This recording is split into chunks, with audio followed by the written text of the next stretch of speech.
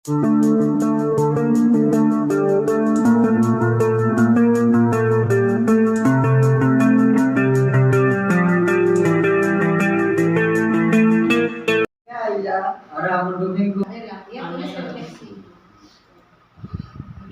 saya siapkan kameranya.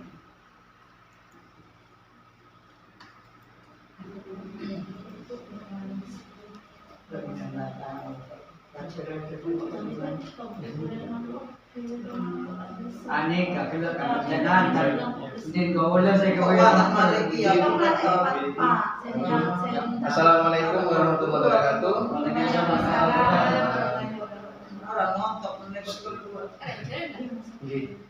Mohon sejenak waktunya, tidak sampai 20 menit. Nah, ini saya ingin melaksanakan tugas dari guru penggerak, di mana di situ ada diseminasi terkait dengan pemimpin dalam pengelolaan sumber daya. Di mana di sini Bapak Ibu kita bersama-sama menggali apa sih yang ada, sumber daya alam apa saja yang bisa kita kelola, mau sumber daya alam, sumber daya manusia, sumber daya ekosistem di situ juga ada. Pada intinya hanya ingin bekerja sama dengan komponen yang ada di sekolah agar mampu meningkatkan kompetensi dari siswa kita, dan yang jelas juga kompetensi dari Bapak Ibu. Oke, terima kasih. Mungkin agak siang dikit ini, tidak terlalu panas di luar. Saya sebelum kegiatan dimulai, kita ice breaking dulu ya Bapak Ibu ya. Bisa tangan kanan diangkat sedikit bentar, yang tangan kanan. Iya, terima kasih. Tangan kanan. Kemudian ketika saya mengatakan 2 kali kanan, berarti kanan kanan, kiri kiri. Mari kita mulai 2 kali kanan kiri, kanan kanan, kiri kiri. Di sini. Oke, 3 kali kanan dan kiri, kanan kanan, kiri kiri kiri. Terima kasih. Oke, saya lanjutkan Bapak Ibu. Pemimpin dalam pengelolaan sumber daya alam. Nah, ini salamnya, salam sejahtera bagi Bapak Ibu. Profil saya, perkenalkan mungkin sudah tahu, di mana nama saya adalah Kanang Dayono. Saya guru PJOK di sekolah ini dan juga guru penggerak di angkatan kelima.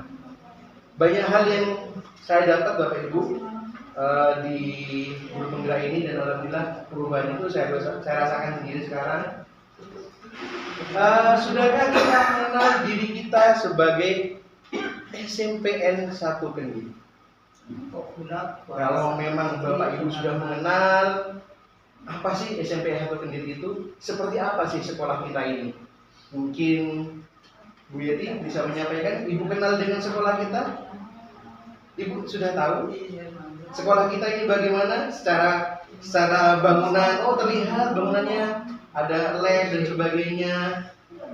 Mungkin itu ya Bu ya, secara kasat mata nih Bu ya. SMP kita ini kalau dilihat secara geografis tempatnya masuk ke dalam, tidak di pinggir jalan raya. Nah, kemudian dekat dengan gunung, dekat dengan sawah, dekat dengan kandang ayam. Nah, hal-hal semacam ini yang secara geografis kita perlu mengenal sekolah kita.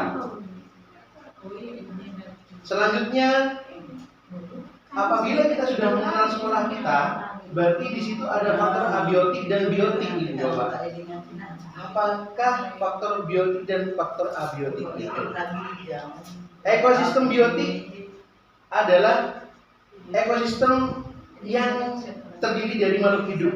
Ada kepala sekolah, ada murid, ada guru, ada staf TU, ada pengawas, orang tua, masyarakat, kemudian ada dinas terkait, serta Pemda selaku pemilik otoritas kewenangan di wilayah.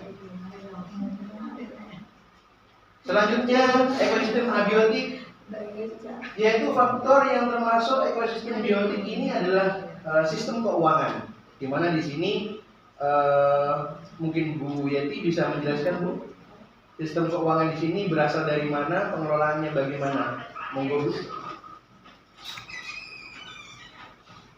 bersumber dana dari dana bos Iya. Di sekolah kami ada dua, yaitu dari bos dan dari rutin.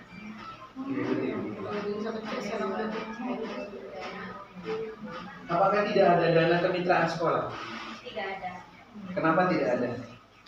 Apakah ada aturan yang melarang atau tidak dilakukan? Memang tidak dilakukan dan dari komite tidak menyetujui adanya hal itu. Ada yang tersebut.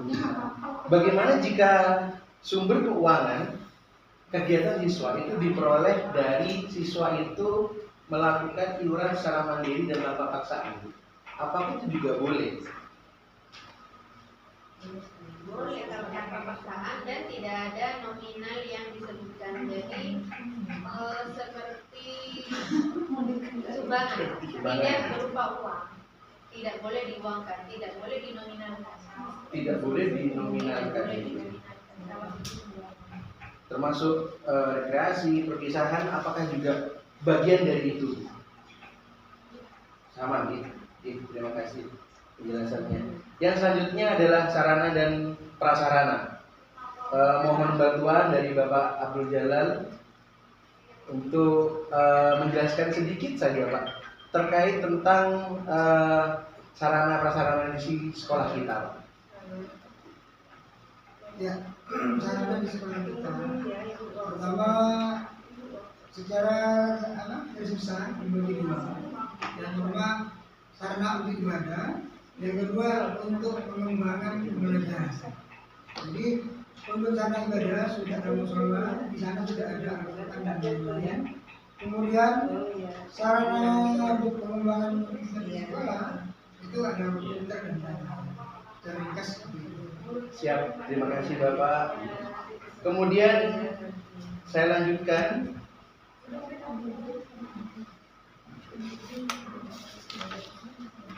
Apakah kekurangan dan kelebihan sekolah kita? Nah, monggo.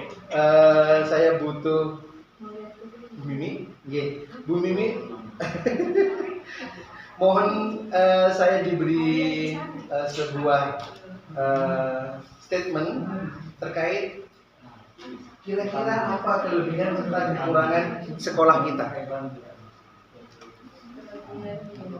Nggih.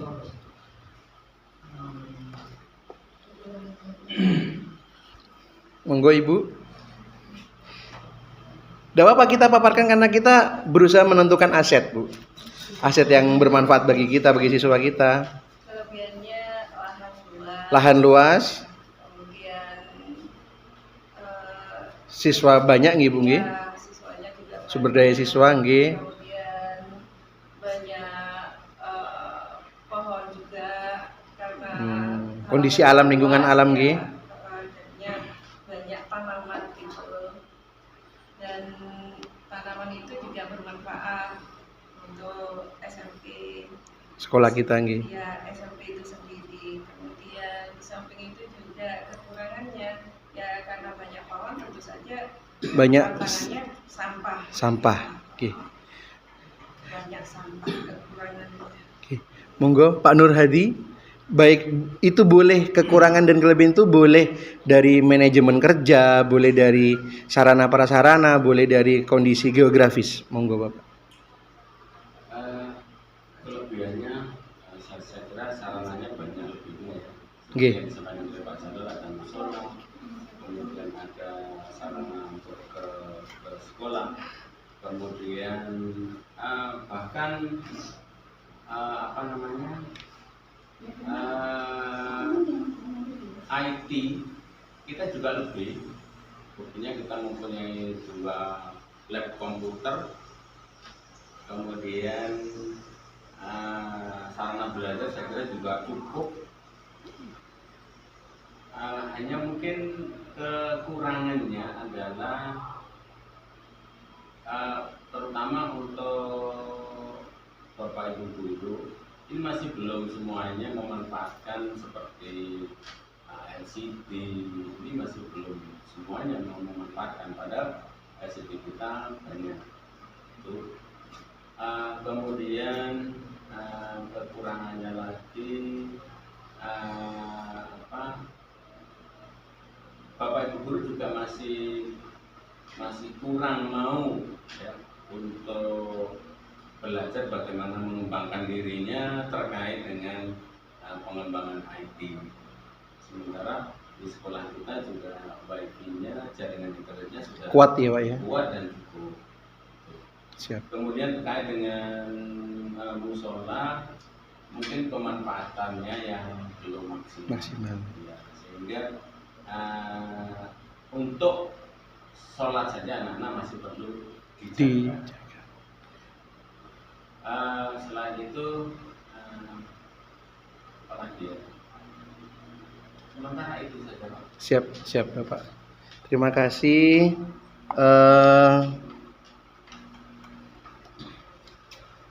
Selanjutnya ini saya percepat nih Bapak. Yang selanjutnya adalah penguatan aset dalam komunitas, di mana sumber daya manusia yang berkualitas, pemetaan aset individu, kecakapan komunikasi dengan komunitas di luar komunitas ini sudah dilakukan oleh Bapak Nur Hadi dan Bapak Haji Samsul selaku Humas dan Kesiswaan. Kemudian ada modal sosial, di mana di sini kita memaknai norma dan aturan terkait unsur trust dan networking. Kemudian modal politik juga. Kemudian modal agama, kita sudah punya program yang dilakukan oleh Bapak Abdul Jalal, oleh Pak Samsul, oleh Pak Nur Hadi. Ada program Jumat mengaji nggih, juga pagi hari mengaji juga nggih. Program santunan anak yatim juga. Kemudian bila mendekati ujian nasional, Pak Samsul juga punya program istighosah. Kita lanjutkan. Selanjutnya modal fisik, kita sudah punya sarana transportasi, media transportasi, mobil sekolah, kemudian tayo. Kemudian selain itu modal lingkungan alam, kita punya tanah yang luas, punya potensi yang belum dikelola bernilai ekonomis Bapak Ibu. Nah, dari yang dipaparkan tadi, saya diminta oleh PP saya untuk mengangkat sebuah tema kegiatan yang berhubungan dengan kegiatan sekolah. Apakah kegiatan tersebut yang saya angkat? Yaitu ini Bapak Ibu. Nah, programnya namanya adalah Sosmed, Sosial Media, dan Literasi PJOK, atau disingkat dengan LIPO Bapak Ibu.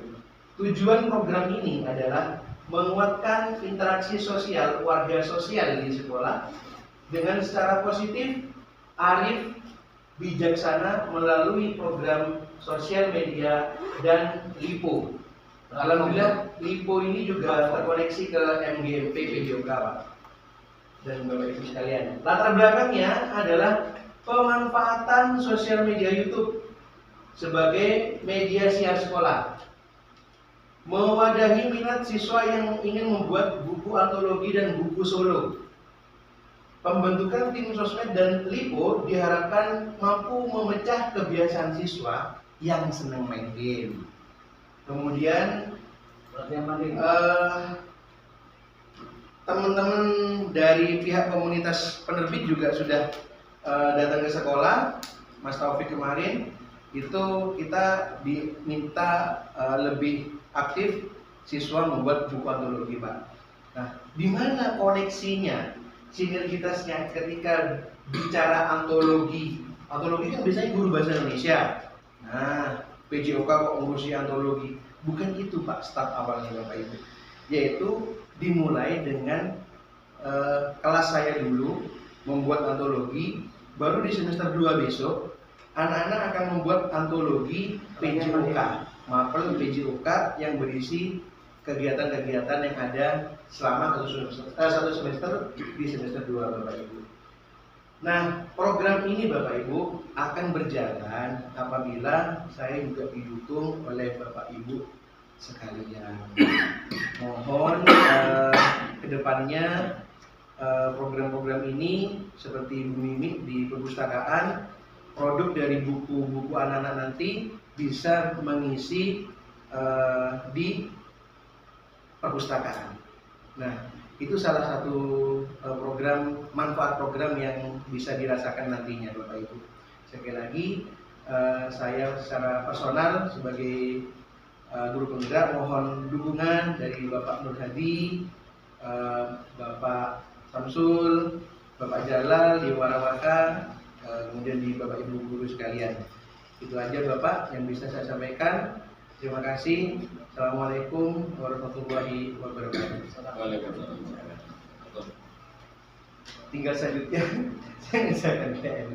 Ada Pak. Matur suwun Pak Nur. Iya. Iya, Pak. Karyawan baru orang. Beh, Karyawan anu Buyati. Bu Yati keluar juga sih. Dengan Bu Ila Pak, ngejalannya Pak. Hah? Yang post test itu soalnya pasti mengulang kalau jenengan tidak lulus post test.